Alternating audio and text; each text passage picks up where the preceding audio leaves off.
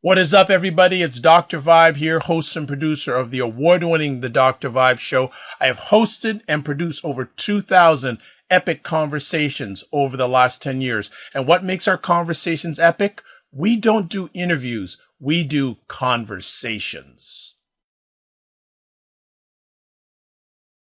What is up, everybody? It's Dr. Vibe here, host and producer of the award-winning Dr. Vibe Show. As always, I like to say you're blessed, highly favored, a magnet for miracles, and a solution for someone's problem. Also know that I'm a certified empowerment coach and president and CEO of Express Your Vibe Coaching and Communications.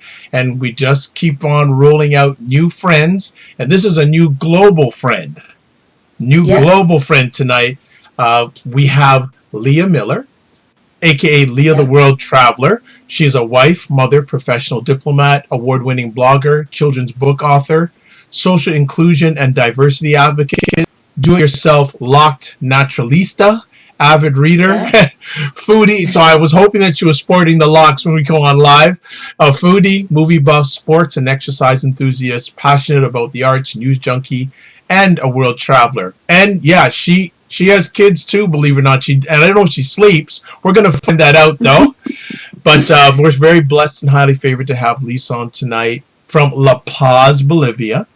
And all the way. And she's going to be sharing with us a great article she wrote on the Griot called Black Voters Showed Up and Showed Out. Now we want more. So welcome for the first time and hopefully not the last time from La Paz, Bolivia. Lia Miller, how are you? Yeah. Good, great. So happy to be here. Thank you for this opportunity. I'm really excited to be on the Dr. Vibe Show, one of the many new friends, and to bring a global element to the mix. So thank you for having me, and I do hope this is the first of many. Yes, well, I'm speaking it. It's going to be epic. It's going to be better than both of us thought it's going to be. What we like to do, as always, especially with our first-time friends, is get a little background about yourself, because I don't bet you were born in La Paz, but I'm sure there's a journey between where you are now and where you came from. So can you share a little bit about that with us? Sure. So I'm actually a New Yorker. I was born in Manhattan, but I was raised in upstate New York.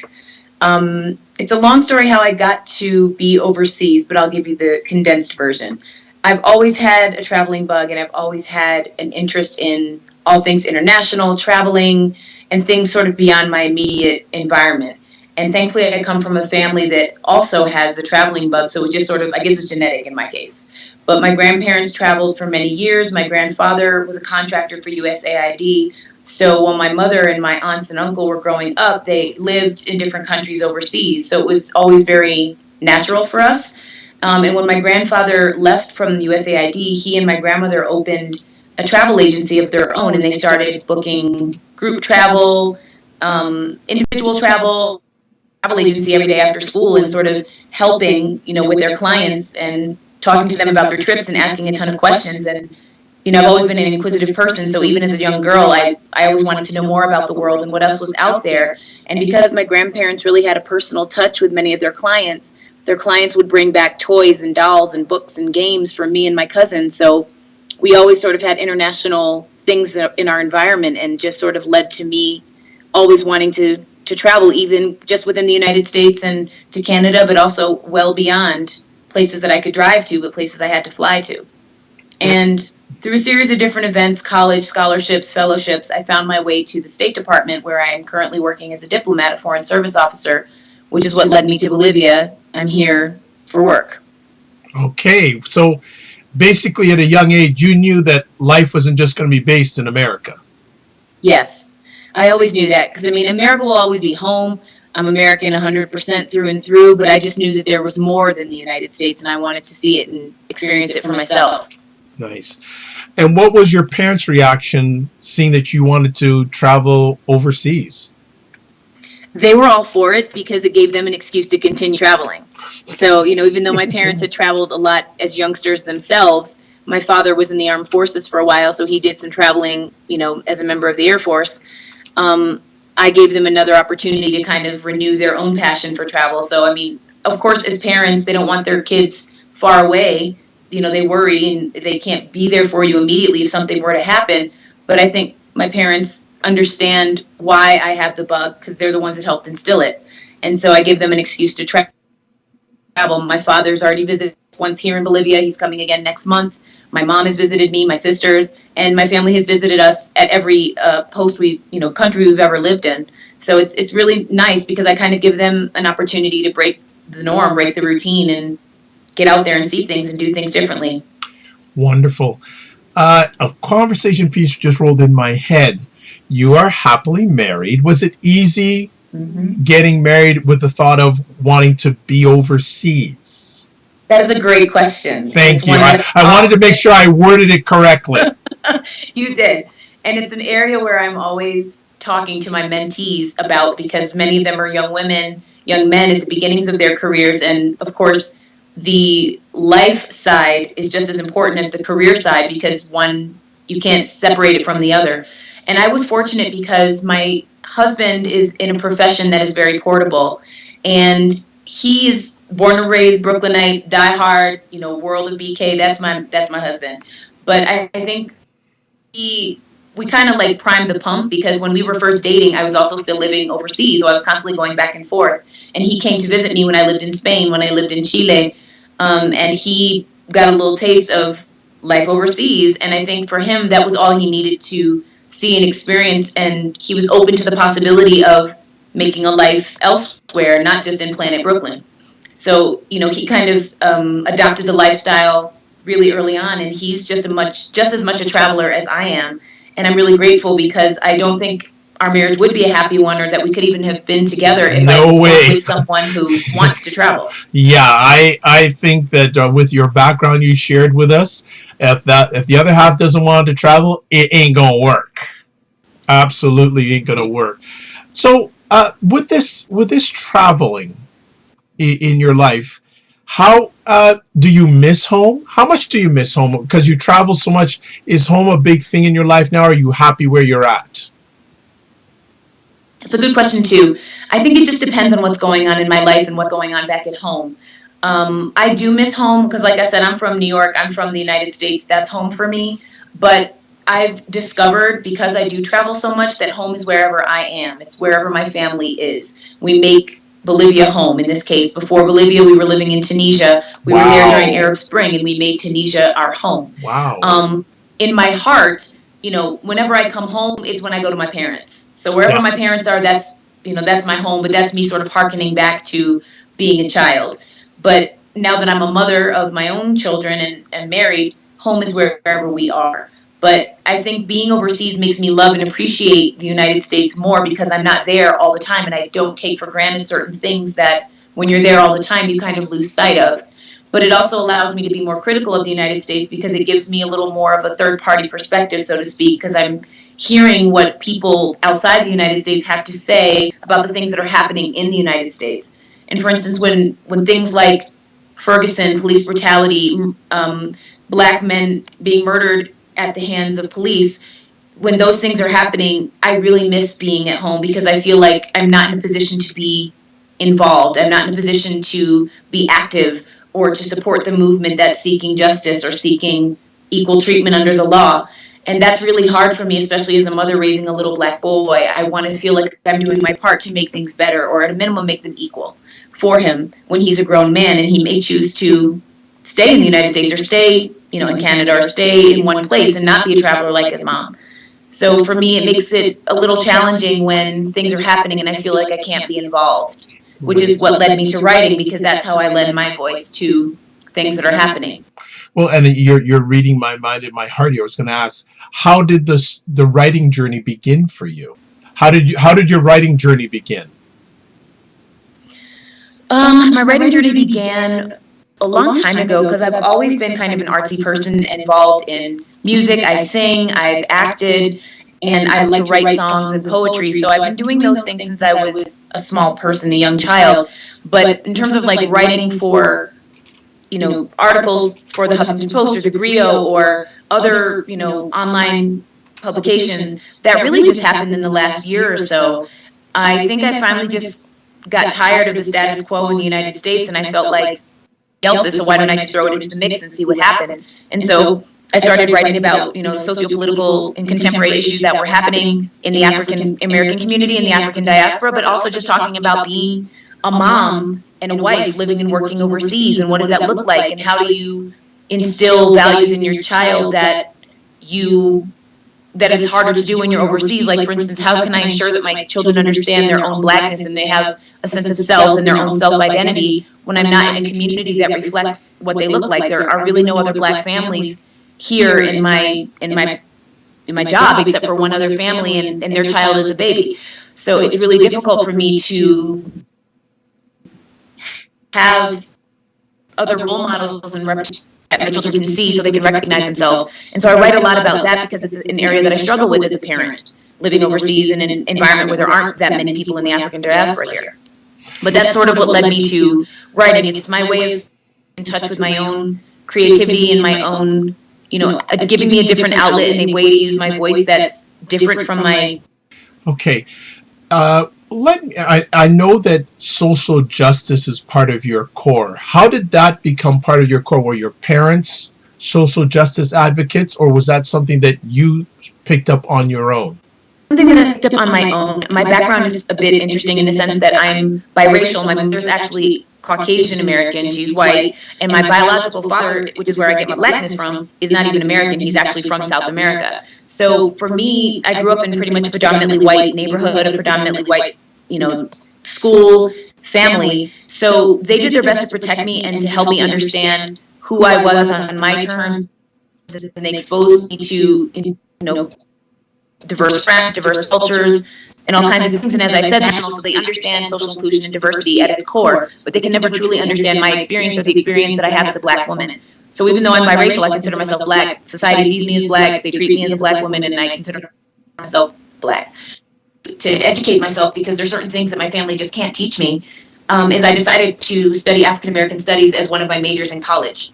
And so through that, it kind of led me to political activism, social justice issues, social inclusion and diversity, seeking equality, not only for African Americans and people of color, but also for women, closing the gender wage gap. All of these issues are things that are near and dear to my heart. And, I've been on that train since, I would say, undergrad, high school. Great. So, and what are your parents' thoughts about your social activism? They like it. I think it makes them proud because I'm very different than my parents in the sense that my mom is highly intelligent, but also much more introverted compared to me. And I think that she has the fact that I'm not afraid to be vocal and I'm not afraid to put myself out there and face potential scrutiny for my opinions, because at least I'm trying to do something. I'm trying to move the needle. I'm not just another person who has conversations with their friends and does very little else, or really doesn't get involved in a way that can bring about the types of changes that we're seeking. So I feel like my parents are proud of what I'm doing, and I think they feel like I'm setting a good example for my own children, and I feel supported by them. So I think that's really all I could ask for. No problem. Well, let's get into the article. Sure. I don't know which avenue I want to go first. Okay. Why did you write it? The griot piece. Yes.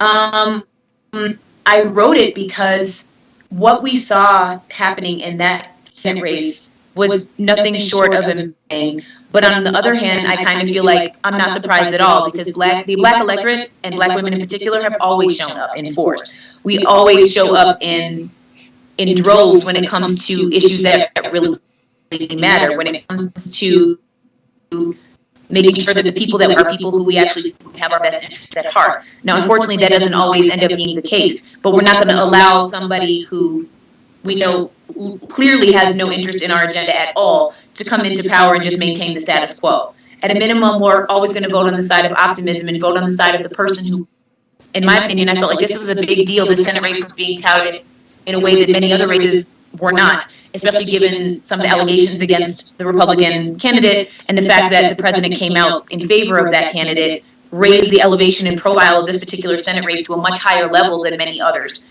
And so the fact that the black voters came in with a resounding response made me feel like I needed to give voice to what I was seeing from being outside in Bolivia and what I think it means for the future of politics in our country. Okay, so let me ask, I don't know whether to ask this now or at the end of our conversation, so I'm just going to throw it out now. From where you sit, what are people in Bolivia saying about the United States at this time? That's an interesting question. It's one I often talk about. I think that they're still shocked. I think they're extremely, even though it's now been a year of the current administration, I think they still are surprised and they don't understand how this could happen. When we were going through the elections process back in the end of 2016, there were a lot of like mock elections going on at local universities and high schools and other institutions, political institutions, and they were having, straw votes where people were voting for either an overwhelming won in election after election after election. And I think they felt like that sort of was the general consensus of voters in the United States. So when she lost the race and Trump won, it was really shocking for the Bolivians because they felt like they didn't understand the United States anymore. And I think they felt confused because here's a person who is very different than Obama or even Bush for that matter. And I think they felt like, all the things that he was saying on the campaign trail about building the wall and different immigration reforms that he wanted to put into place just caused some concern amongst the Bolivian people because they're used to 8 years of the Obama administration. So it's just a very drastic change from that experience. I have a part 2 of that, but I'm going to save that till the end.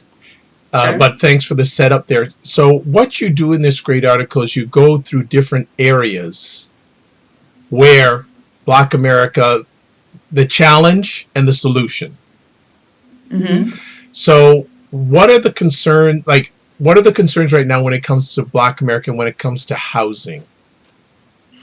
So many. The main concerns that I could see based on the research that I did for the article is just the fact that lending practices and availability of mortgages that are affordable for the Black investors, home buyers, is still very lopsided. I mean, according to the research that I did, looking at statistics from HUD and other, mortgage lending leaders, it seems overwhelmingly that it's still very difficult for African Americans to actually qualify and receive loans in the same way that Caucasian and white American counterparts are able to get them.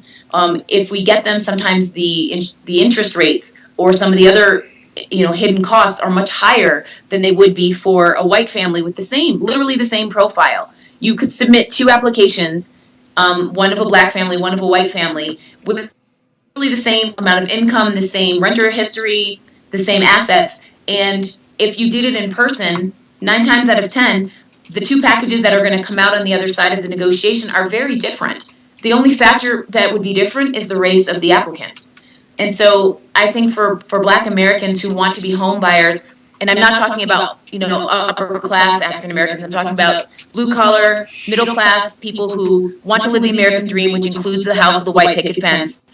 Lending practices need to change. African Americans are not getting mortgages, and if they do, they're getting mortgages that they cannot afford. So in a situation when the housing bubble burst, they're losing their homes and they're being evicted because they can't afford the changes in the cost of. Okay. And what solution? Oh, go ahead. To pay more attention to make sure that lending practices are the same. I'm sorry, I'm just saying that lawmakers need to pay attention and work with the lending communities and banking institutions to make sure that the requirements are equal for all applicants and that there are measures and programs in place that can ensure that middle-income families can afford the housing that they're trying to buy and not have crazy things happen to them when interest rates change or the housing bubble bursts again. No problem. It's interesting because I was listening to a report in NPR. I was listening to a report today on NPR, and it was a report out of Philadelphia, and it basically was showing how the housing districts were sort of cordoned off, or how housing was 20, 30 years in Philadelphia, and it hasn't changed in 20, 30 years in Philadelphia. I just thought that was just amazing. Like, the same areas have the same kind of people living for generation after generation. And this reporter was saying that one of the reasons why is because of some of the reasons you just shared with us. Exactly. And I think you can see that all over the place, except I see 2 phenomena happening. One is one that you just described, where you'll see generations sort of living and working and growing in the same place, never moving, never leaving. These communities that haven't changed, the demographics are the same as they were 30 years ago. And on the other side, you'll see places that were historically Latino or historically African American that are now being gentrified to the point where the traditional residents of those neighborhoods can no longer afford to remain there, and they're getting pushed out. And so these, I'm thinking about Harlem. I'm thinking about to Brooklyn. It's becoming more and more white and much less of the traditional populations that live there, because those traditional populations can no longer afford to live there. Yeah. It's happening here in Toronto too. Gentrification is just like Toronto is has one of the highest amount of condominiums and new housing development, and downtown Toronto, certain areas you go, like 20 years ago I would go, now it's like condos, and I go, where did the people go? Where can they go? Exactly. That's the question that I'm always asking. I'm like, all right, so we see gentrification is happening. It's a global phenomena, but where are the people going? Once they're pushed out of their home neighborhood, where are they ending up? They're obviously not disappearing. They still exist. Where are they going? And that's the part that I, being overseas, I don't have as much visibility on, and I don't really have a sense of that. I hear, at least in the case of New York City, in the case of Harlem specifically, I'm hearing that people are getting pushed to the outskirts of the Bronx and Queens, but I don't really know for sure. And I mean, in Toronto, where are they going? Yeah, it's really, well, I'll fill in that at the end in regards to what some of the unfortunate circumstances. We'll get through these different areas and see the cost. One of the biggest areas, healthcare, and I know you have a lot to share about this, so I'm going to let you roll on this one. Sure, I do. There's so much to unpack when you think about healthcare, but I would say the bottom line, and the point that I was trying to make by including that as one of the subcategories, is just the fact that the biggest issue we face as African Americans is access to affordable healthcare. Many people, most lower income African American families are uninsured, and many of the providers that could even give base hire some level of insurance. So, the mortality rates, infant mortality, preventable disease, preventable deaths are things that I think could easily be addressed if there's either modifications to people's ability to access affordable health care, or if the insurance industry changed, or if, the federal programs such as Medicare and Medicaid were kind of tweaked a bit to provide standard basic levels of care. Now everyone says, oh, you can go to a free clinic, or you can go to an emergency room, and that's true. They're by law not allowed to turn people away from care, but it's not going to be the type of care that will be able to deal with diabetes, or the type of care that will be able to deal with someone who suffers from sickle cell anemia. These are things that are set up for people if you were injured. You go to someone to take care of you. But if you have a lung disease, or something you were born with, or a genetic predisposition for something, and you don't have insurance, you're basically, I don't want to say screwed, but I can't think of a better term. You really are. And so to me, the bottom line is we need to find some sort of way to either enforce healthcare reform, which is something that our leaders, our democratically elected leaders, need to look at create a healthcare system that really covers everyone. Was making some strides in the area, but that initiative, as we know, is being rolled back. Yeah. And from what I can see from my position over here, I don't see an alternative proposal.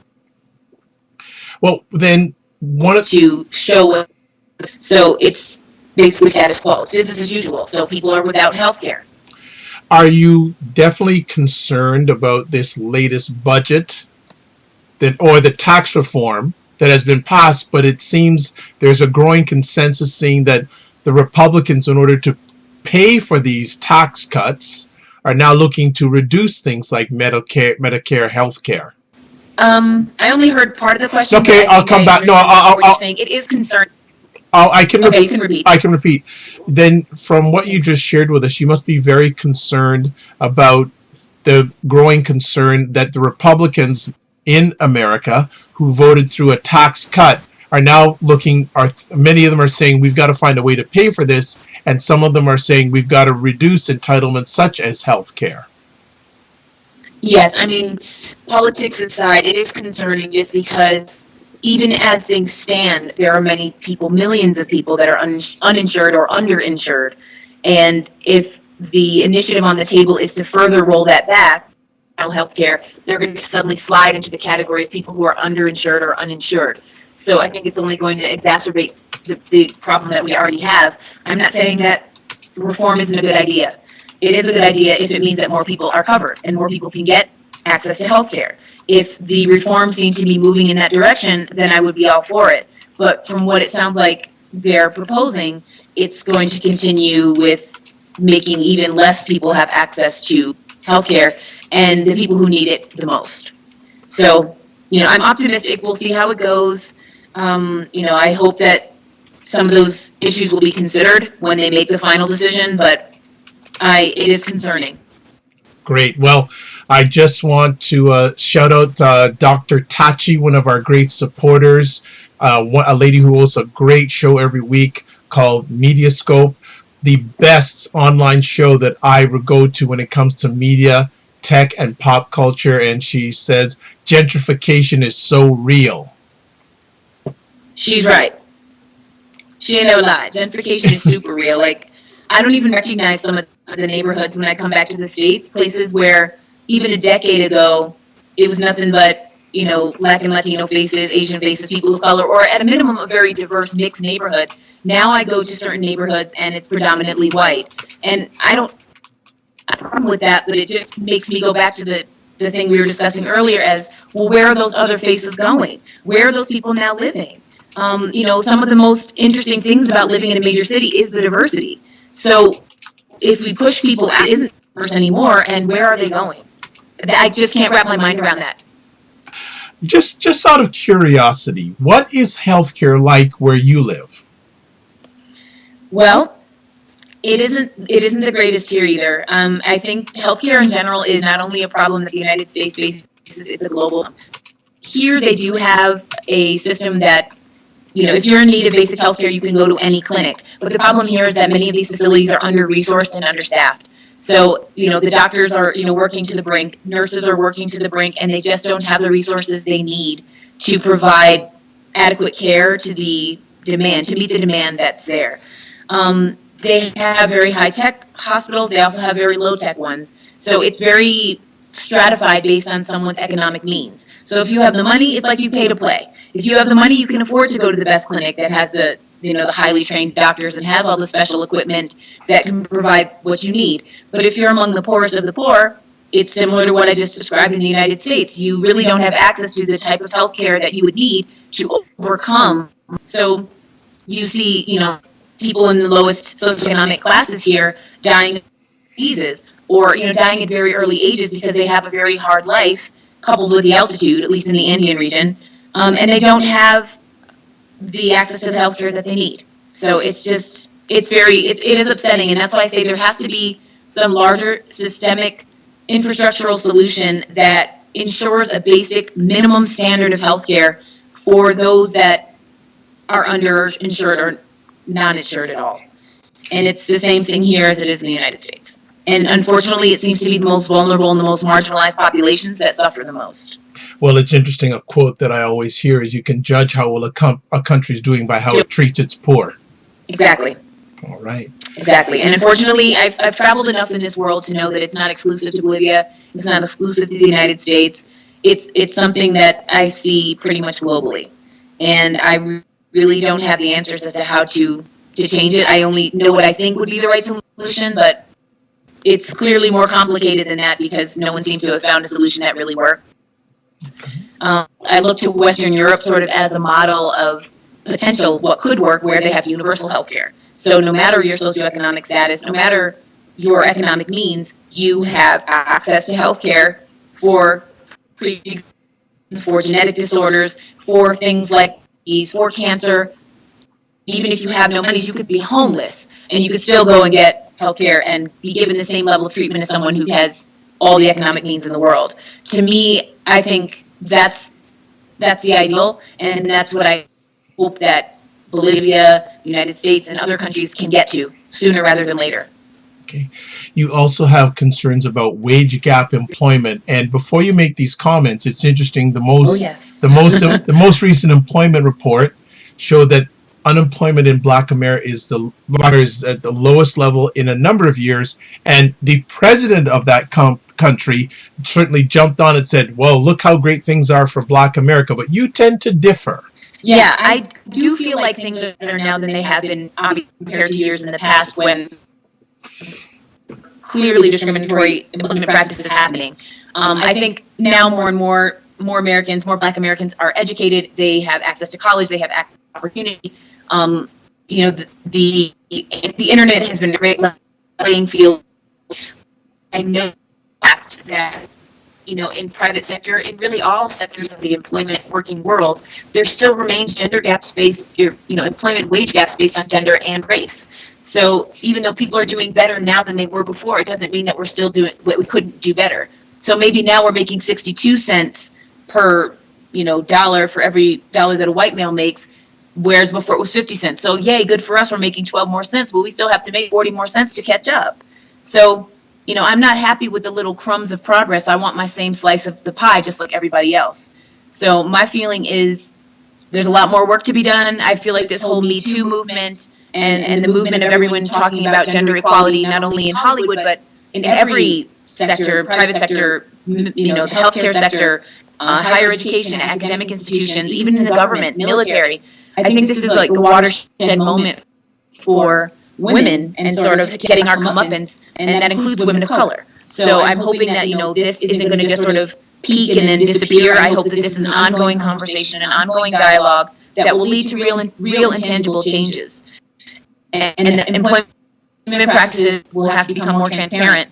Maybe even, you know, musicians, they started doing blind auditions. And the numbers of female musicians that were being brought into these orchestras jumped exponentially because they could not see who the musician was and they just did it based on what they heard. But for whatever reason, when they were watching the musicians play and they saw that it was a female, they really couldn't hear the talent. And so it's kind of scary and a little bit astounding to see, you know, that change based on a blind audition. So it makes me wonder, well, what if they did blind interviews, even though you can kind of tell from people's voices, but not always what gender they are. But I wonder, you know, if there's different ways we can go about the hiring practices or the hiring process to make sure that everyone gets a fair shake and they get paid the same thing for the same work. As a Black American living outside of America for now a number of years, what are the biggest concerns? I don't know if you're talking. I can't hear you. Oh, sorry about that. So as a Black woman that's living outside of America, Black American woman living outside of America for many years, what are your biggest concerns about Black America or for Black America at this time? I think my biggest concerns from the outside looking in are that while we still have a lot of political activism and we have many people who are still out there fighting the good fight, I think we've become too complacent and we're happy with the little that's been given. But I still see so much work that we need to do and so many areas where things could improve. Well, why do you feel the complacency has grown? Needed to really push the needle or change things. Exactly. So I think like complacency, apathy are at a kind of all-time high. And if we can't mobilize in greater numbers to really, you know, make our politicians and our leaders really hear us and actually do something about it, nothing is going to change. And it seems right now that things are actually going downhill in many ways. And so I've kind of worried a little bit that we're not doing the things that we need to do to bring about the changes that we say we want. You know, marching and protesting is all good, but that's all we've ever done. And it really doesn't, I don't see that it's ever makes a difference. We've got to find different ways of being active, different ways of making our voices heard, and different ways of finding leverage on those in power to actually make the decisions and pass the legislation and laws required to bring about the changes that we want in the sectors that I talk about in the article and more.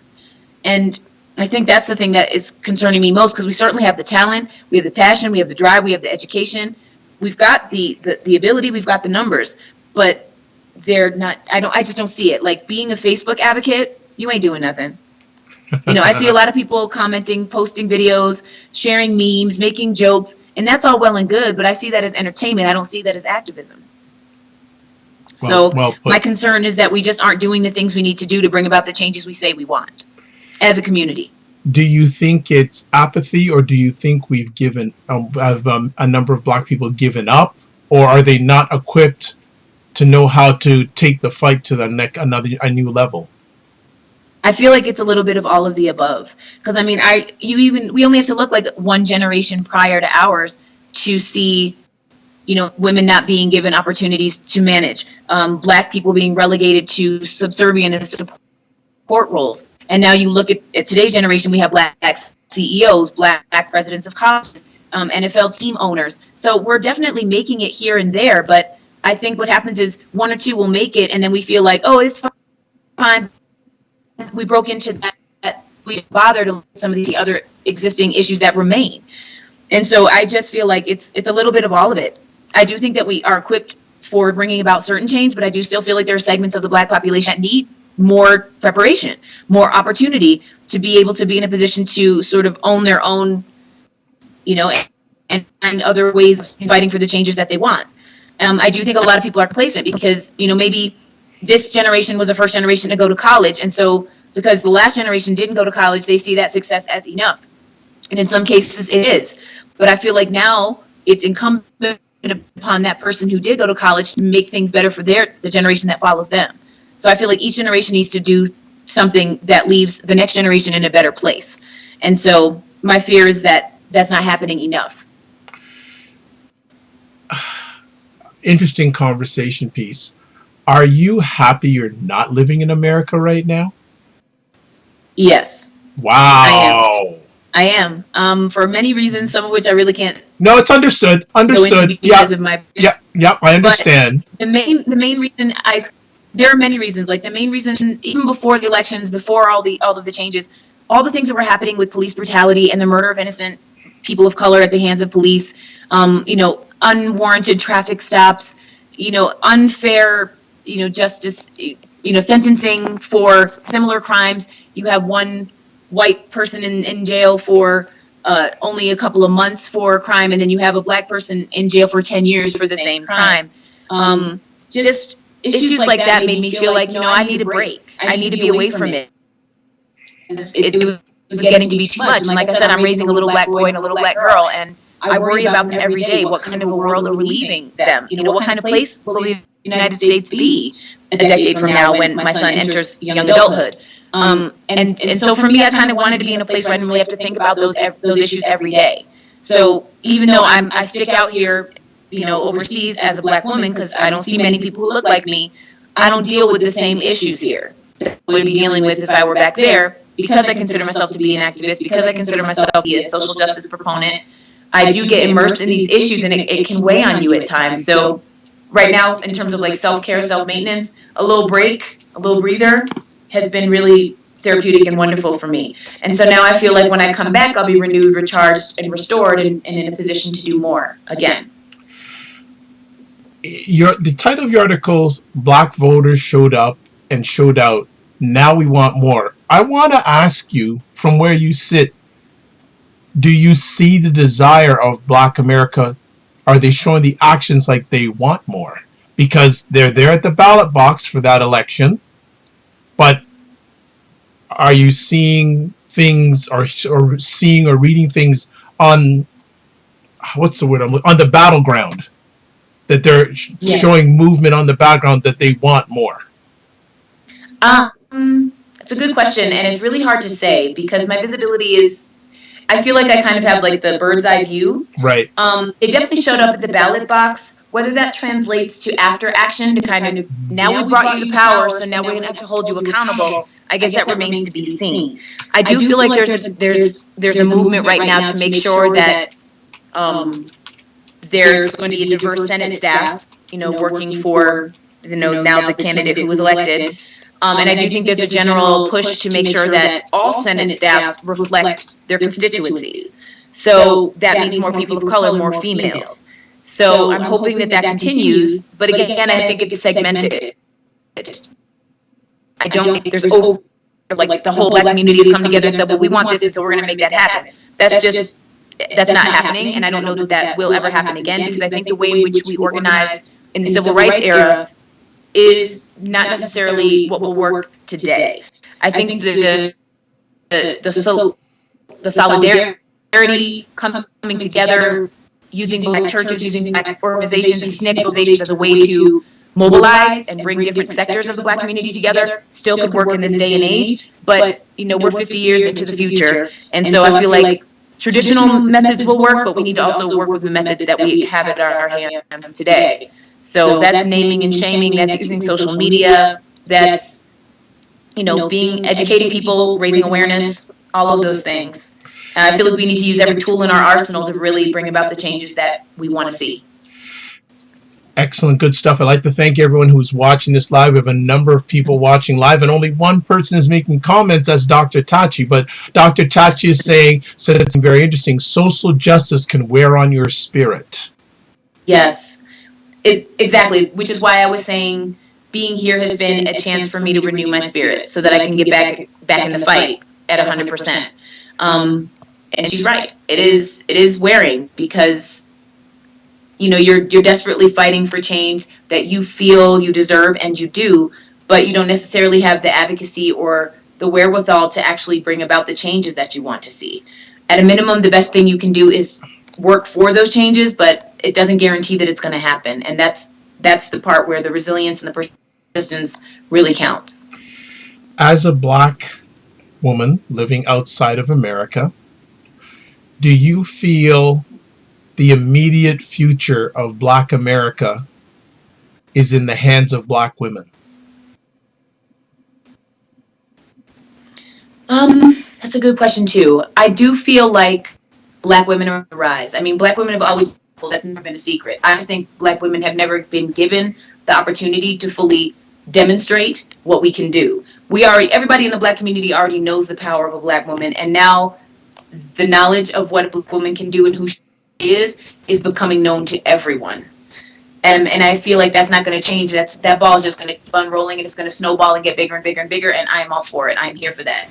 I definitely do feel like it's not necessarily not in the hands of Black men, but I just think right now it's Black women's moment.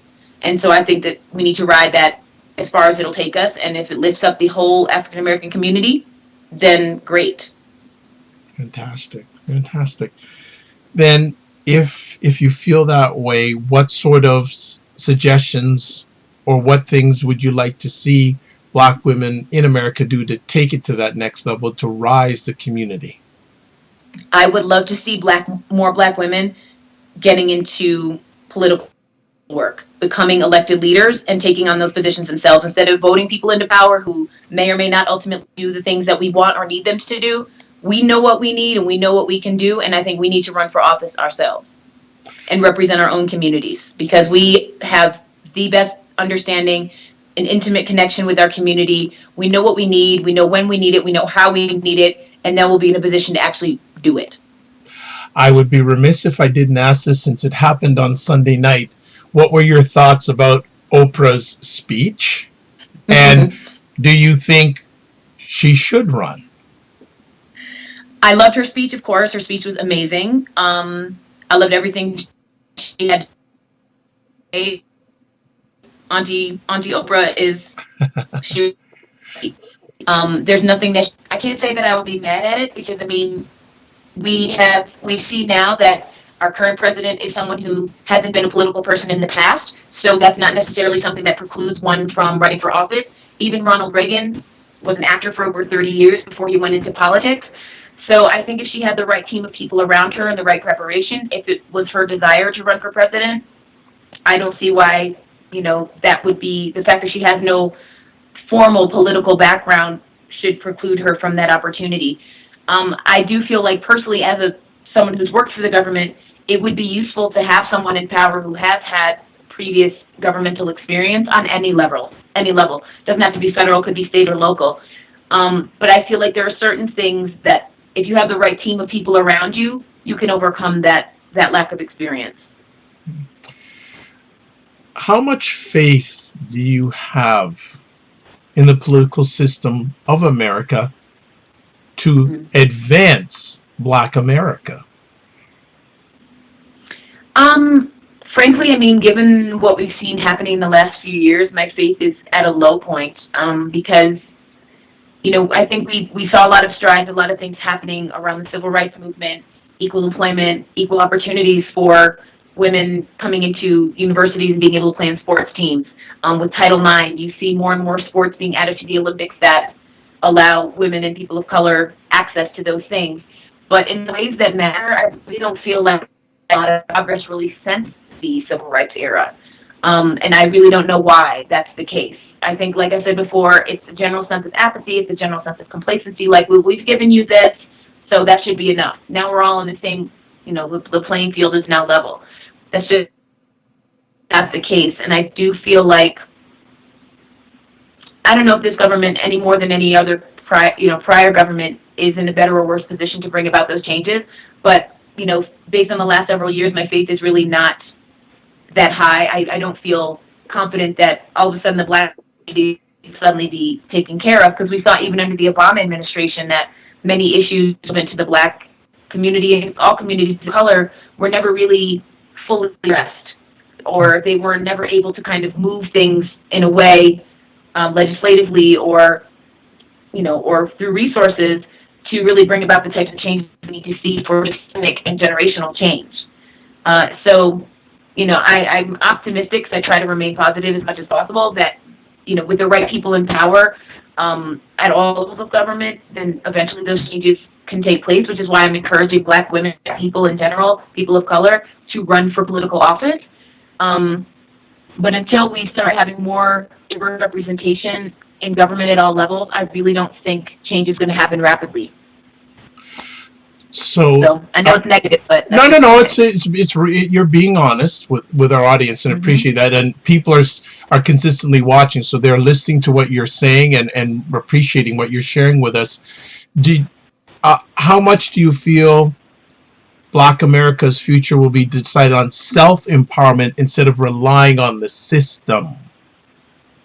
I feel a lot of it at this particular juncture in time. I think that's what I was saying before, my concerns about the Black community, finding ways to mobilize in a real way to bring about changes. I think it's going to come from us. Right now, the changes that we want to see, we have to be them. As cliche as it sounds, it's the truth. I think the government is preoccupied right now with other issues, equally important, equally pressing, equally time-consuming. So if we've got issues that we need to deal with right now, we've got to take the first initial steps to get the ball rolling to make those changes. Do you think in our lifetime we'll ever see America really sit down and talk about the issue of race? Man. Being optimistic, I want to say yes. But I think race is still such a touchy subject to states that we talk around race, never talk about it in a direct way. I think that there are certain pockets where it does happen in universities, campuses, institutions, nonprofits that deal with sort of socioeconomic, sociological issues that with race, ethnicity, socioeconomic background. But in terms of on a national or where you see on panels, media, talking, I want to say it'll happen in my lifetime because I'm not that old. I don't think it's going to happen in the next 10 or 20 years, even the next 30 years. Like in a real way, like having a national dialogue about race. I hope that I'm wrong, but I really don't see it happening. I just think it's just too button of an issue. It's too touchy. It's too intrinsic and rooted in who we are as a people that I think we're going to continue to talk around it in other ways and just couch everything as socioeconomic or class-based. And we are, but people don't want to add in the race of it. They just want to talk about maybe it's a poverty thing based on your socioeconomic status. So I don't see that happening in the next. Okay. I'm holding it back before I move on to the place, but I'm not optimistic. I hear you. Well, as we wind down our epic conversation here, I want to ask you, from where you are, to give a message to white America. Actually, you know what? I want to break it down more than that. Okay, I'm gonna break it down. So I want to give, and I ended this conversation, this type of conversation, a few weeks ago with a black woman. I'm gonna repeat it with yourself because she's living inside of America. You're living outside of America. So I'll be interested to hear the response. So, what is your message for white American men? I would just say become more self-aware and understand that the life that you get to lead, truly the privilege, you may not see it as because just what you experience in life is not the same experience that any other demographic in the United States experiences. And I just want you to start to recognize your privilege and recognize that certain things that you've taken for granted, you no longer take for granted anymore. There is no area of life that is your domain that you have ownership of, and you need to start getting used to the idea that other people are going to come into that space, other people are going to start running those spaces, and they're going to be working alongside you and ahead of you. And those people who are entering those spaces may not necessarily look like you, and you got to get comfortable with that. You got to get okay with that. So it doesn't mean that you're going to necessarily get pushed out. It just means you need to make some room because we're coming. The next group I want you to share a message with is white American women. And we didn't, and I wanted to get into a more conversation now, but we'll save that for another conversation. What is your message for them?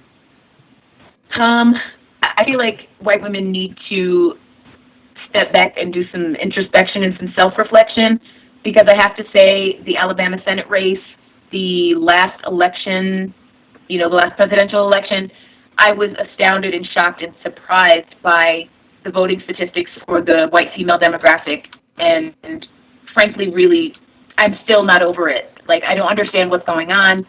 I want you guys to, have a come to Jesus moment, figure out what is going on as well, because as a black female, race part of it aside, we need to have solidarity and sisterhood, and they are supporting candidates and individuals, leaders that don't have necessarily the best interest of women and people of color in particular in mind.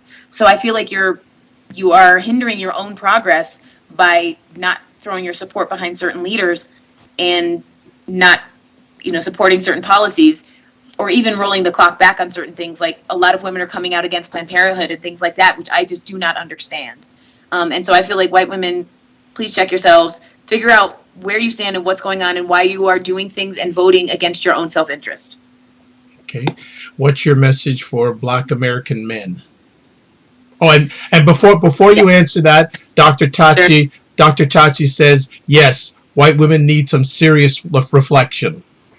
Thank you, Dr. Tachi, because it is true. And I'm saying this as a half white woman myself, and I've had this conversation with my white mama, my sisters, my whole family, and they agree. They don't know what the heck is going on with white women and the white electorate, and I really need to understand, because I do not understand what they're doing, how they're voting, any of those things. Okay.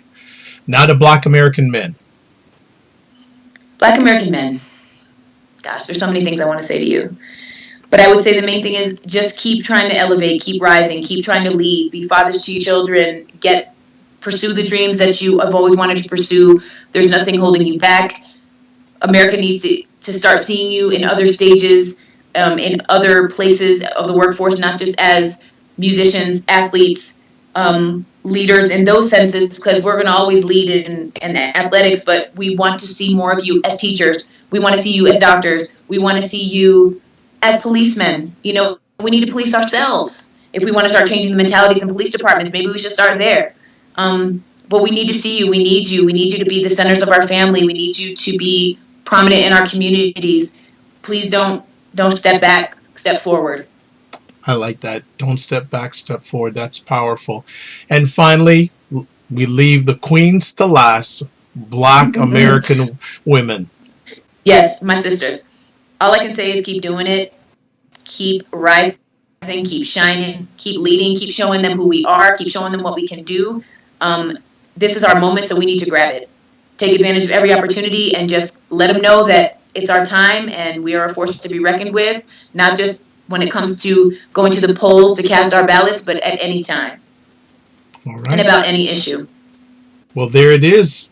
She just she just dropped the mic on us. Fantastic. I Well, tried. well, you know what? You don't try, you do. Don't get good, get done. That's what I say to people. Exactly. Get done. Well, Leah, I I agree. I like to thank you for taking time out of your positive, productive schedule from like back in the day they used to, and I think Dr. Tachi can relate to this. There was a show called In Living Color, and there was a Oh, family I love that show. and there was a Yes. family Yes. called the Headleys that had 6 jobs. Well, you got about 16 jobs from your description. Yes, So, I do. I have yes, 16 jobs. yes. So, I like to say thank you so much for taking time from yourself, your family, your professional career, your 16 jobs to share with us tonight. It's appreciated, not taken for granted. Love it from La Paz, Bolivia. Thank you so much. If people want to get in touch with you, how can they do that?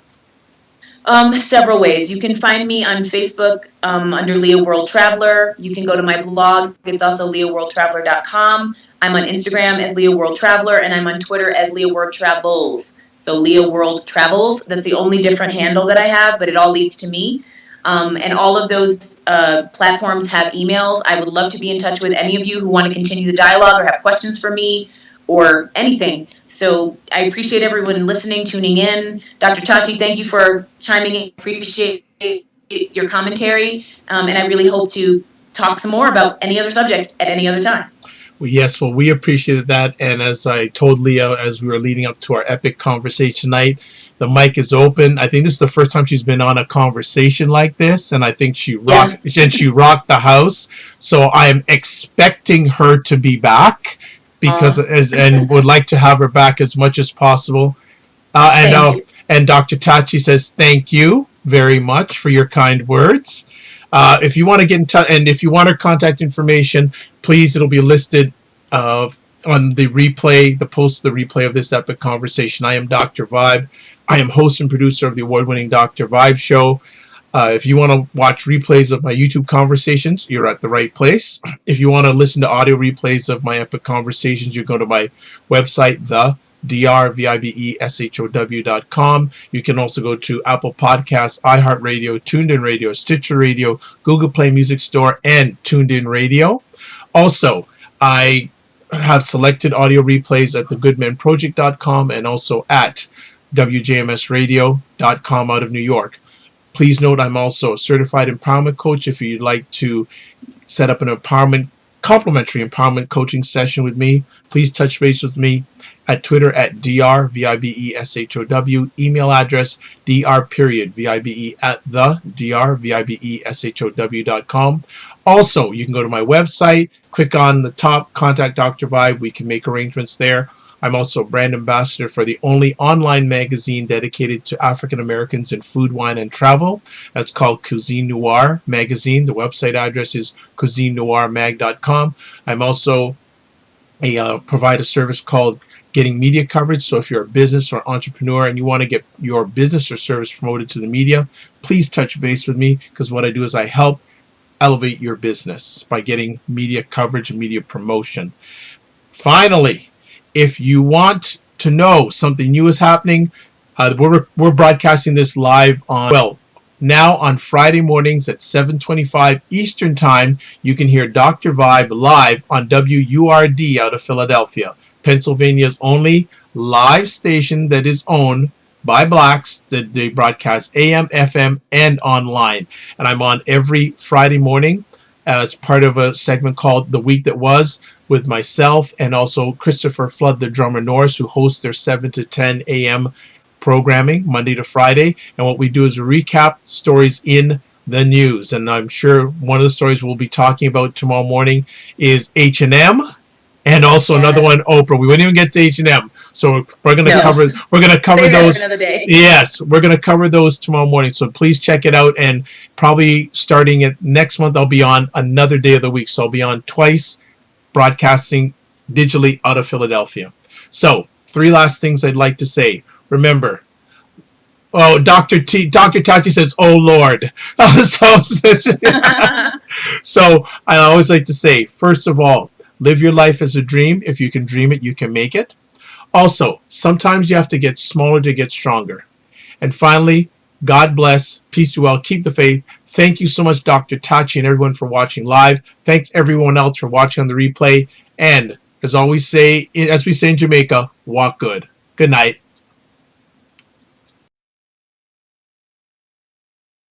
What is up, everybody? It's Dr. Vibe here, host and producer of the award-winning The Dr. Vibe Show. I have hosted and produced over 2,000 epic conversations over the last 10 years. And what makes our conversations epic? We don't do interviews. We do conversations.